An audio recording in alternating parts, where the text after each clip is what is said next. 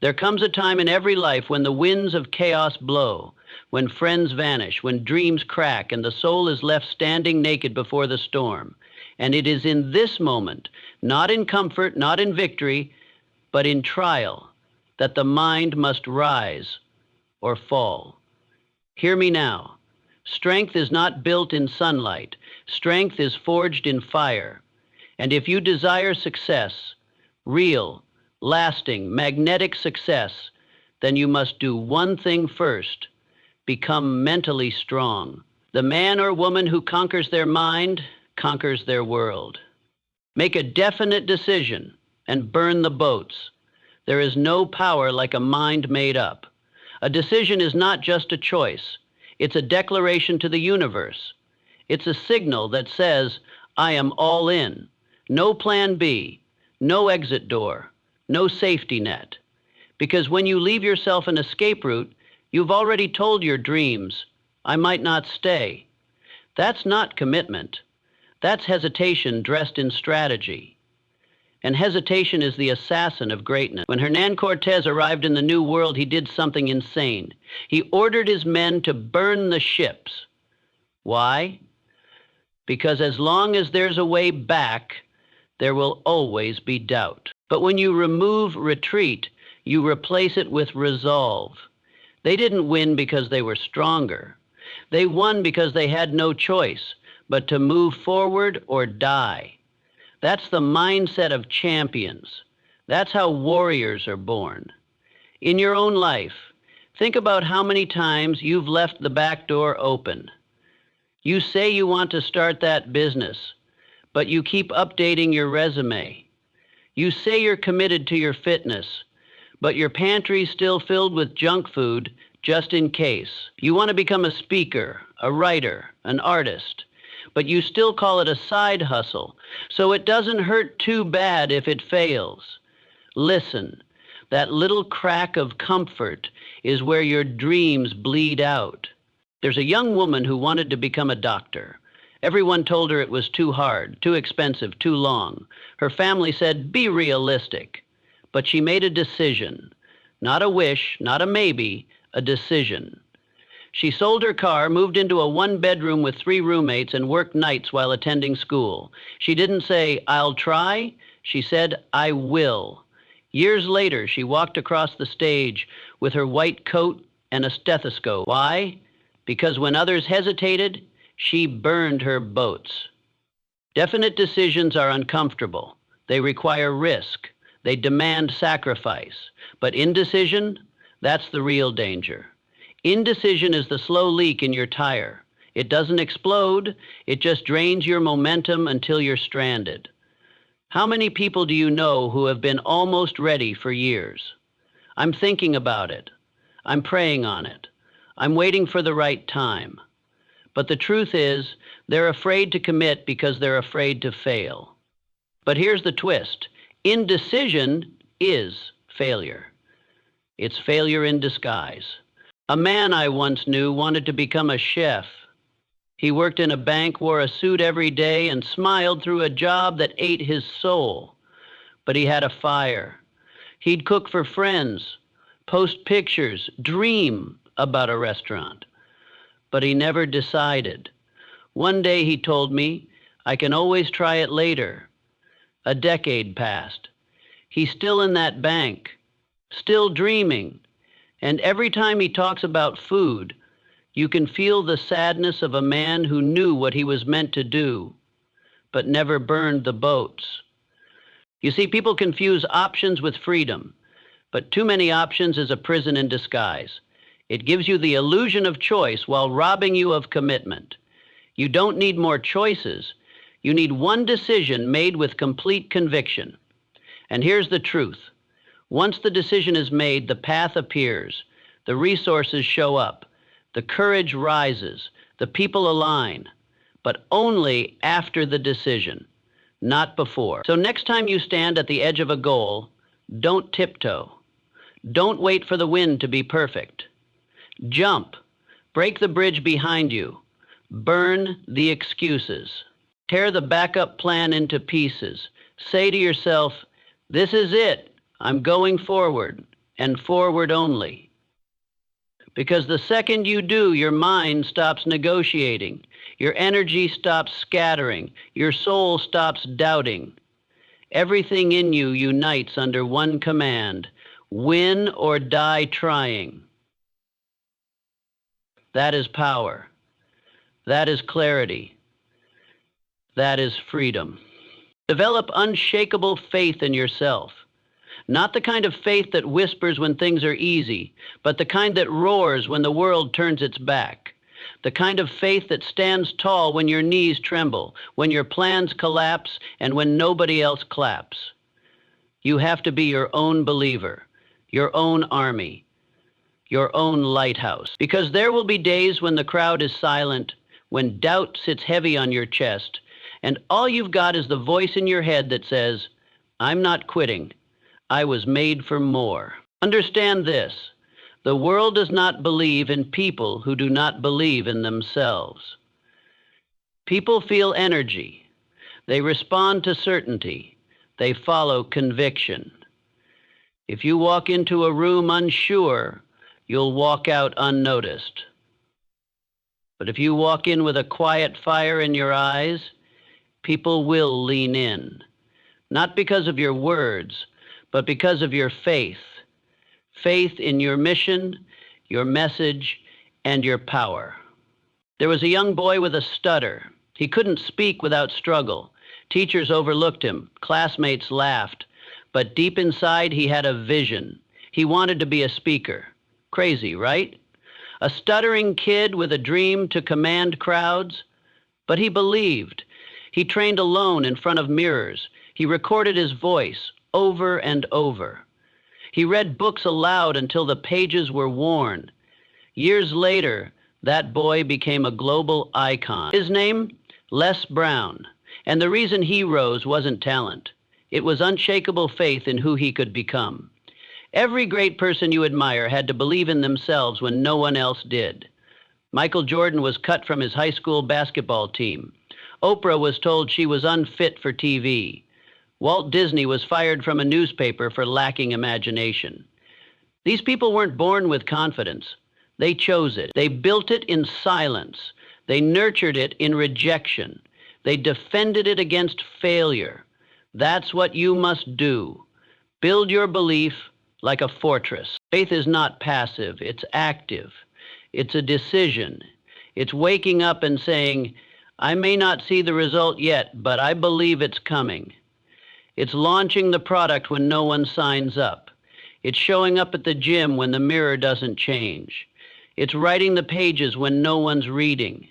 It's trying again after being told no for the 100th time. Because when the world sees you believe in yourself relentlessly, eventually, it starts to believe with you. There's a single mother I know who started a bakery from her tiny kitchen. No investors, no business degree, just faith in her hands and fire in her gut.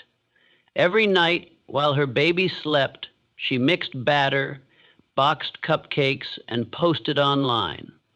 People ignored her at first. Orders trickled in, but she kept going, kept believing. 1 year later, she signed a lease on her own storefront. Now, her line stretches around the block every weekend. What fueled her? Not luck. Not luck at all. Just that unshakable voice that said, "This will work. I will rise. Watch me."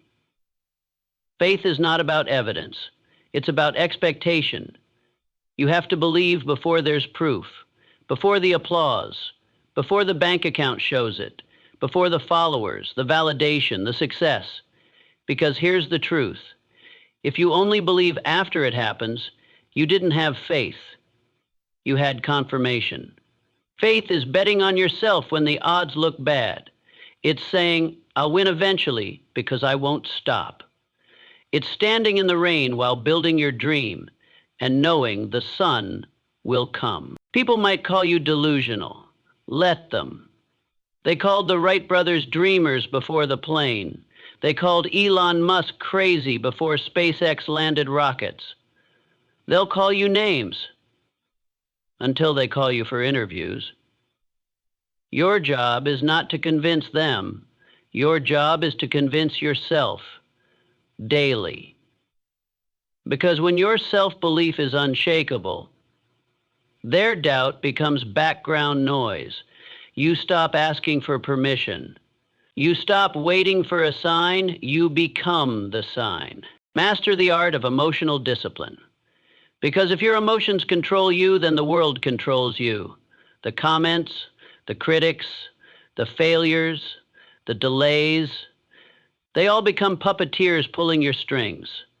But when you learn to control what happens inside, no force outside can shake you. That's not weakness. That's power in its purest form. To feel anger and not lash out. To feel fear and not retreat. To feel pain and still move forward. That is not suppression. That is strength. That is mastery. You see, emotion is energy. And energy, unchecked, can either fuel your mission or destroy it. Think of a river. When it flows within its banks, it gives life. But when it floods uncontrolled, it washes away everything in its path. Your emotions are no different. Controlled emotion makes you focused, powerful, resilient. But uncontrolled emotion, it wrecks relationships, kills progress, and steals opportunity in the heat of a moment. Ever seen someone throw away 10 years of trust in 10 seconds of rage? One email, one argument, one impulsive decision, and boom, everything burns. That's what happens when emotions lead the mind instead of the other way around. And yet, we justify it. I was just mad. I was stressed. They pushed me. But here's the truth. The strongest people in the room are not the loudest. They're the ones who stay calm when the storm hits. That's emotional discipline. That's the edge most people never develop. There's a young athlete I know, talented beyond belief, but hot-tempered. Every time he got benched or fouled, he'd lose control, yelling at refs, slamming the bench. His coach pulled him aside one day and said, "Your body's strong, your game's sharp, but your emotions are weak, and that's what's going to cost you greatness." The kid listened. He started meditating. He learned to breathe before reacting. Fast forward, he became team captain, a college starter, and now plays professionally. Not because he was the most gifted, but because he mastered his state. He became a mental warrior on the court, not just a physical one. Emotional discipline doesn't mean you don't feel. It means you don't let the feeling make the decision. It's not numbness. It's nobility under pressure. It's the power to say, I will not let this anger ruin my future. I will not let this disappointment define my worth. In business, the person who keeps their cool in chaos becomes the leader. In relationships, the person who listens before exploding becomes the healer. In everyday life, the one who pauses instead of pounces becomes the difference between breakdown and breakthrough. Life will test you. People will provoke you. Situations will try to push you over the edge. And in those moments, you must become bigger than the moment. You must rise above it, not beneath it. A single mother I once worked with had every reason to break. Job pressure, financial strain, a child with special needs. But every morning, she lit a candle, sat for 10 minutes, and practiced silence. Not because life was quiet, but because her mind had to be. She told me, if I don't center myself, I'll get swept away by everything. Embrace the power of persistence, because persistence is the silent force that outlasts failure, outshines talent, and outpaces luck. It's not sexy, it's not glamorous, it doesn't always feel good, but it wins. While most people stop when it gets hard, the persistent keep going. While others quit at the first no, the persistent knock on the next door. While others cry at closed doors, the persistent are already building their own damn entrance. Persistence is the edge most people never develop because it demands everything: your patience, your ego, your resilience, your fire. Understand this: the universe does not respond to wishes, it responds to pressure. The pressure of persistence. The world bends for the person who refuses to stop showing up. Not once, not twice. Every day, over and over until the door cracks, then breaks, then stays open. It's not magic, it's grit on repeat. There was a young man who applied to the same university 5 years in a row. Rejected. Again. And again. People laughed. Move on, they said. It's not meant for you. But he didn't care. He worked harder, studied more, rewrote his essays, built a stronger resume. On the 6th try, he got in. And not only did he get in, he graduated with honors. The admissions officer told him later, "We didn't say yes because you were the smartest. We said yes because you were the most relentless." That's the reward of persistence. Let me tell you something they won't teach you in school. Talent is common, but persistence is rare. Everyone starts, few finish. Everyone dreams, few endure. Because persistence doesn't show up in highlight reels, it shows up in the dark, in the late nights, in the lonely mornings, in the quiet, invisible hours where no one's watching and no one's clapping. But you're still going. You're still building. That's what breaks the barrier between ordinary and unstoppable. Think about a child learning to walk. They fall hundreds of times, but they don't say, "Maybe this isn't for me." They don't say, "Walking's not my path."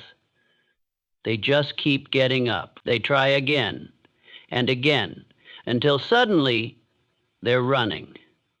What changed? Nothing but persistence. Somewhere along the way, adults forgot that power.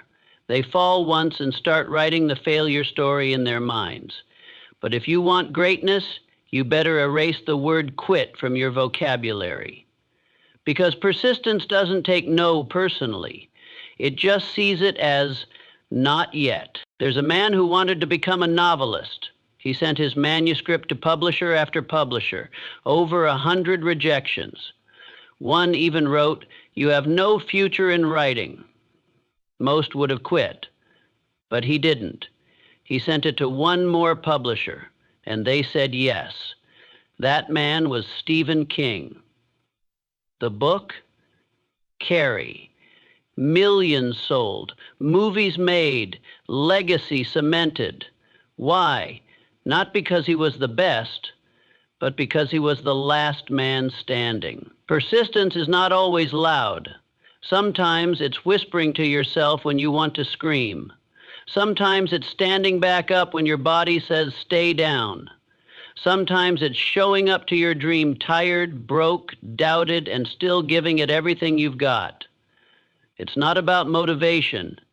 It's about mission. You don't need to feel inspired every day.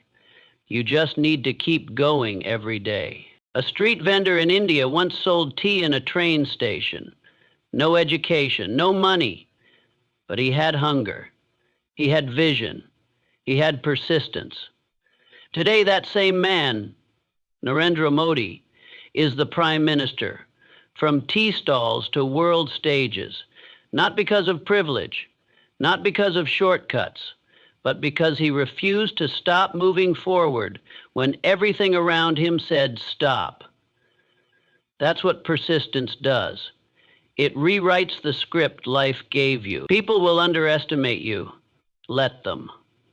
Life will test you. Expect it. Doors will slam, walk to the next.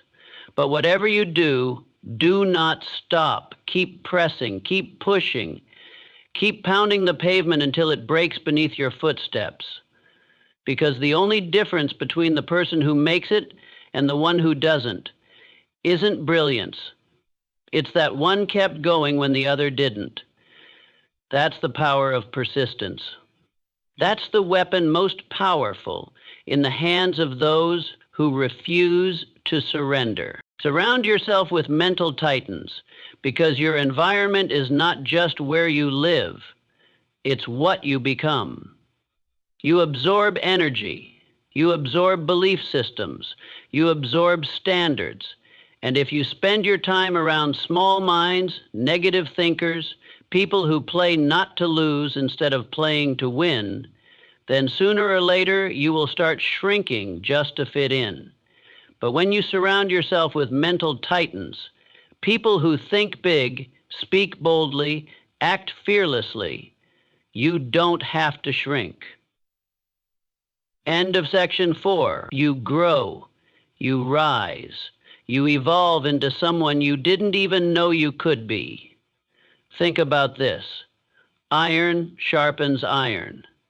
If you're the smartest person in the room, you're in the wrong room. Mental titans challenge you, not coddle you. They don't feed your excuses, they crush them. They don't let you complain, they ask, "What are you doing about it?" They see your potential and call you out when you play small. And yes, it's uncomfortable. But comfort never created champions. Discomfort creates diamonds. There's a man I know who used to hang out with the same 5 people every weekend, drinking, gossiping, wasting time.